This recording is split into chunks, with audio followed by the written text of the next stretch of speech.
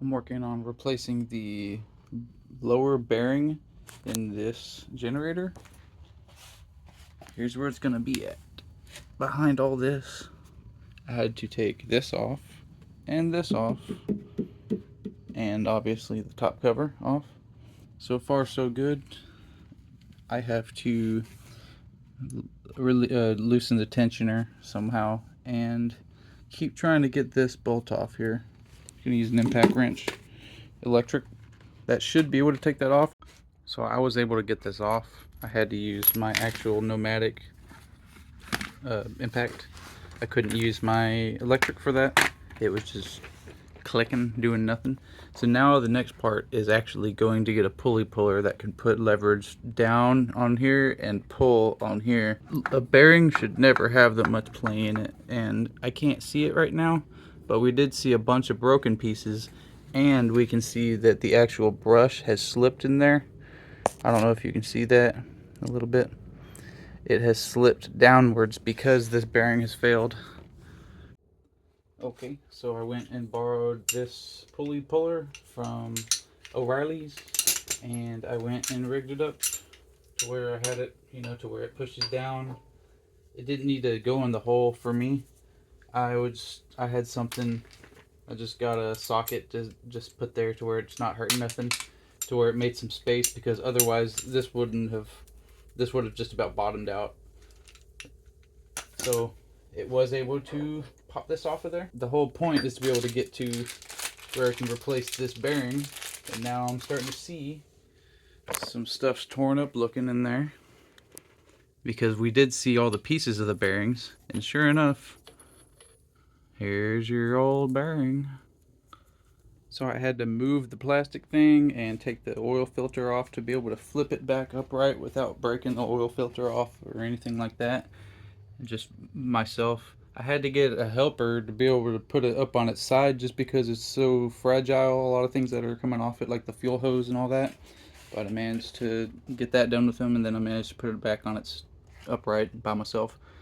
Just with using the half of the springs. It seems like it might fall, but for the most part I just wanted to make sure I didn't break anything. So what I'm going to do now, I had to do that because I have to get into the top of the alternator, because that bearing was actually, it was, the one on bottom, but you still have to get to it from the top. So I'm going to just take all these bolts off and see where I get. I got all the screws out except for this one last one. I had to bend this little bracket up, and you can see I shimmied this little, I had to kind of push and get some leverage down just on this bearing. It seems like it's not in there all that tight, so that was pretty easy. But then, voila, here we go. So this was still a good bearing. It's going to be the same kind that I'm replacing, apparently. And then here's your brush contactor. And so I should be able to just, as long as I grab it somewhere good, pull it out without breaking nothing. And I see a bunch of bits of metal in there and all that.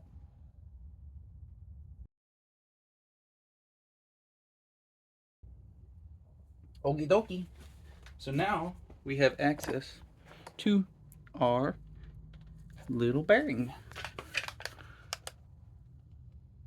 I should be able to scrape that out, because that's the remnant.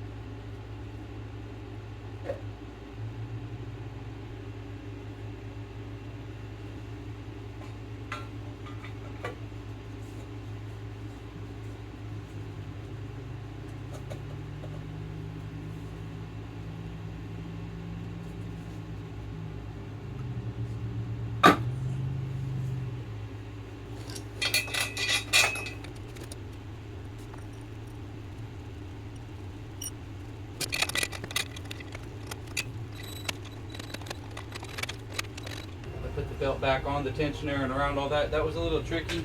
What I did, I just got a 1/4 inch fitting, some kind that went in this little hole, and was able to push it down enough with my foot to be able to loosen it up, to be able to get this belt back around the actual pulley. And I got the pulley on there. Everything seems like it spins real good, and you can hear the cylinders blip, blip, blip, and all the extra oil leaking out onto the floor. So now I think I'm probably going to go ahead and put this on there. And put it back on he did. So too did he put on the rest in the generator back in the RV, and upon finding out that the starter motor wouldn't turn the engine over and measuring over 12 volts on the battery, upon measuring voltage drop of that 12 volts down to around 4 volts when starting, we determined the engine seizing from the bearing failure also killed the battery, and a new one had to be bought, and the engine started right up and burned off all that oil even without the gas line hooked up. Give it a thumbs up.